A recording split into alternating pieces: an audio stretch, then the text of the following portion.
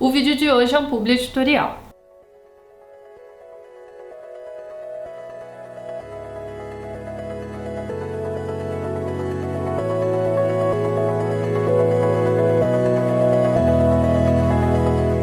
Olá, bom, hoje então a gente vai conversar um pouquinho sobre Guardiões versus Dragões, do Bruno Chaves. Esse aqui, gente, é o primeiro livro de uma saga de fantasia escrita pelo autor e que está longe de ser um autor iniciante, né? O Bruno já tem vários livros publicados. Este livro aqui saiu então pelo Clube de Autores, né, numa autopublicação independente. E os livros do Bruno estão disponíveis também em e-book. E assim, gente, como eu disse pra vocês, é uma saga de fantasia, né? A saga se chama Saga dos Guardiões. E eu já disse pra vocês em mais de uma oportunidade que quando eu pego um livro novo pra ler, principalmente se fosse uma saga de fantasia ou qualquer coisa do tipo, eu procuro não ler nada a respeito e realmente ter essa experiência de imersão numa história nova, enfim. E essa história se passa então na Idade Média, se não me engano no século... Isso mesmo, aqui na contracapa tá escrito que a história se passa no século IX. Numa região ali da Europa que já foi assolada por dragões, mas já faz um tempinho aí que esses dragões estão sumidos, digamos assim. Então os guardiões do título da saga, né, podem se dar ao luxo de viver vidinhas simples. Então logo no começo do livro a gente vai acompanhar o Io, que é um desses guardiões,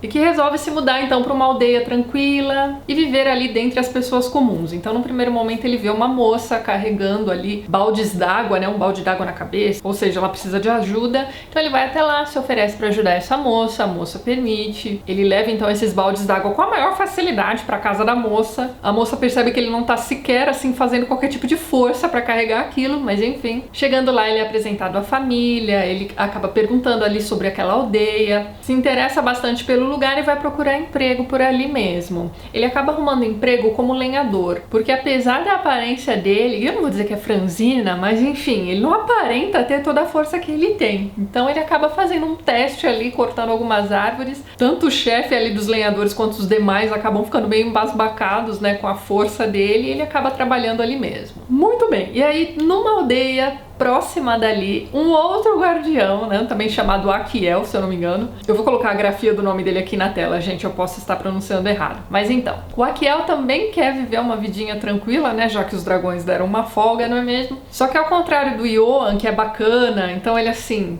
conversa com as pessoas, faz amizade fácil. Esse cara não. Esse cara quer escolher a dedo as pessoas que o vão acolher dentro dessa aldeia. Então ele vai bolar esse plano em que ele vai ficar na beira de uma estrada como se estivesse desmaiado, enfim. E aí ele decide que a primeira pessoa que ajudá-lo vai ser então a pessoa que vai dar moradia pra ele. Pouco folgado esse cara, mas enfim. Então ele tá lá, largado na beira da estrada. E as pessoas que passam por ele imaginam que ele deve ser um bêbado. Tem gente que acha que ele já morreu, então evitam, né? Fazem uma curva assim pra passar por ele. E ele fica lá um tempão e ninguém para pra ajudar. Até que passa uma moça, também carregando ali víveres, né, pra sua família, e que resolve dar uma cutucadinha pra ver se o cara tá vivo ou morto. Aí ele levanta, se apresenta, diz que ele teve ali um mal súbito, qualquer coisa do tipo, a moça acredita. Ele acaba se oferecendo pra levar esses víveres, né, que também são pesados, enfim, pra casa da moça. A moça aceita a ajuda e, enfim, ele vai até lá. Ele acaba conhecendo a família, vai perguntando sobre a aldeia, mesma coisa que o Ioan tinha feito. Só que pro Aquiel é um pouco mais difícil conseguir emprego. Ele não consegue tudo de primeira. Ele não é um cara assim tão legal, tão simpático quanto o outro guardião. Mas ele acaba conseguindo um emprego num moedor de grãos, minha gente. E aí assim, o que acontece? O dono desse estabelecimento acabou perdendo um dos touros que fazem aquela coisa de girar, né, o moedor. Então ele está perdendo dinheiro porque não está conseguindo moer os grãos que ele vendia, aquela coisa toda. Aí chega o Aquiel. E ele, como também é um guardião com força exacerbada, aquela coisa toda, ele também não precisa fazer nenhum esforço para virar ali o moedor, enfim. Ele pode fazer aquilo com o dedinho tranquilamente, mas tá. Então ele arruma esse emprego como moedor de grãos. E a vida vai seguindo para esses dois guardiões, até que a gente vai chegar a um capítulo em que você tem dois viajantes,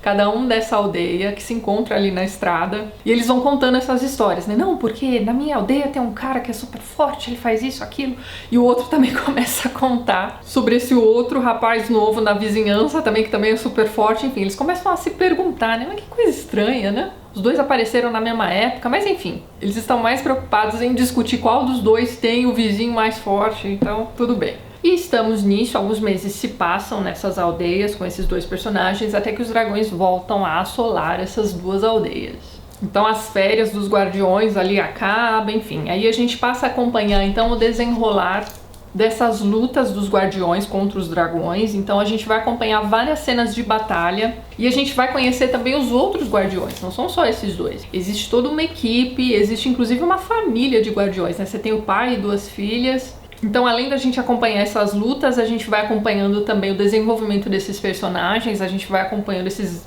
problemas familiares, digamos assim, também entre os guardiões, e também os problemas gerados dentro dessas aldeias por conta desses ataques dos dragões.